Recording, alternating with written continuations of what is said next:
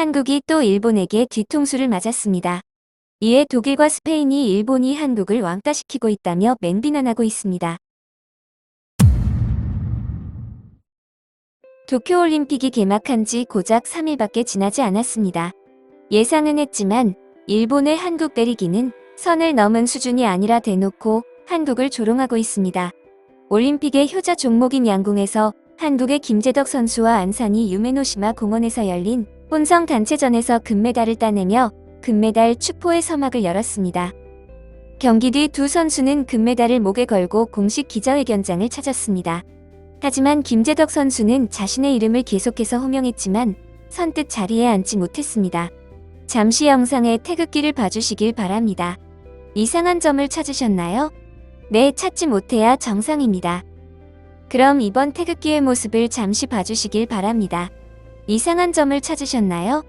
이번에도 찾지 못하셨다면 이 영상을 보고 계신 당신은 애국자가 아니십니다. 자세히 보시면 태극기가 거꾸로 되어 있는 걸 바로 눈치채실 수 있습니다. 김재덕 선수가 앉는 자리에선 정상적인 태극기의 모습으로 프린팅을 했지만 취재진이 보는 반대편 방향에선 교묘하게 태극기를 왜곡해서 프린팅해 놓은 겁니다. 만약 김재덕 선수가 이를 알아차리지 못했다면 왜곡된 태극기가 미디어를 타고 그대로 방송을 타고 나갔을 겁니다. 일본이 이렇게 아무리 혐한을 하고 한국을 왕따시키며 한국에 대한 소식을 날조해도 한국은 일본에게 선의를 베풀었습니다. 제1본 한국인연합회는 22일 일본의 시노쿠보 거리 입구에 한일 양국을 응원하는 간판의 제막식을 열었습니다. 보통 자국과 타국에 대해 언급할 때 축구를 예를 들자면 우리는 한일전이라고 부르고 일본에선 이란전이라고 자국의 이름을 앞에 타국의 이름을 뒤에 넣습니다. 하지만 사진을 보시면 위에 일본을 먼저 소개하고 그 다음에 한국을 소개했습니다. 그리고 일본어 소개에서도 힘내라 한국이 아닌 힘내라 일본이라며 일본을 응원하는 문구를 먼저 넣어 최대한 일본을 배려하여 제막 간판을 제작하였습니다. 또한 일본은 한국의 도핑 테스트를 도와달라고 요청해 왔습니다. 최근에 도프 물질에는 성장 호르몬제를 이용한 도프 물질을 이용하는 경우가 많으며 이러한 도프 물질을 검출하는 기술은 전 세계의 한국, 미국, 브라질 단 3국가뿐입니다.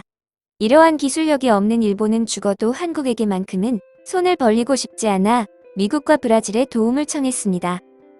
하지만 미국과 브라질은 이를 거부했고 결국 일본은 한국에게 도움을 청했습니다.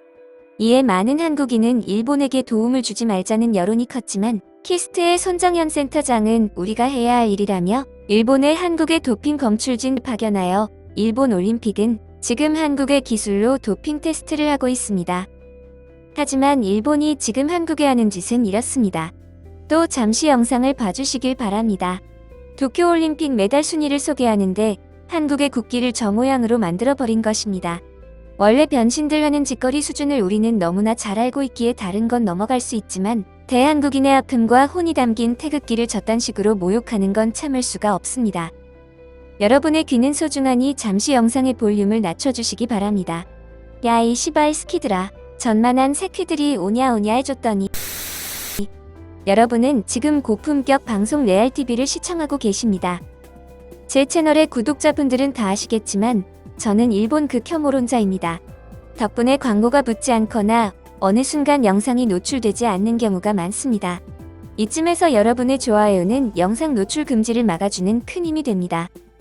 일본은 지금 올림픽 재패를 위해 가진 술수를 다 쓰고 있습니다. 일본 날씨는 지금 사람을 돌아버리게 만드는 폭염과 80%를 웃도는 습도와의 사투를 벌이고 있습니다.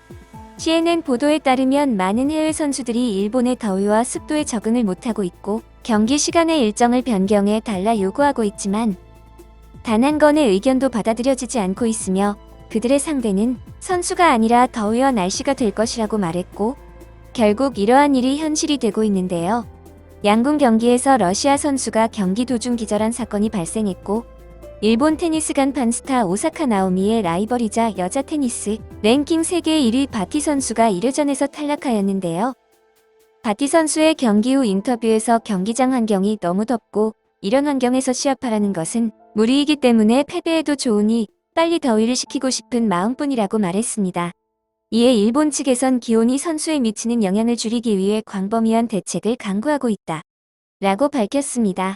변신들 대가리는 장식용인지 그냥 국가 선수촌의 요구대로 더위를 피해 야간에 진행할 수 있는 조건이 돼 있는 경기는 더운 시간을 피해 진행하면 되는 문제입니다.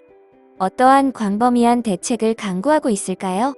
회의하고 도장 찍고 공문화해서 팩스로 보내려면 한 달은 걸릴 것 같네요.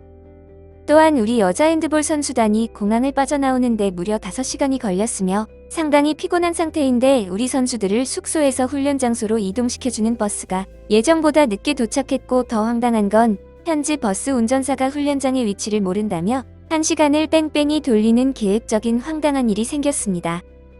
이에 빡친 강재원 감독은 일본을 제대로 한번 박살내고 싶다 라는 사이다 발언을 하였습니다.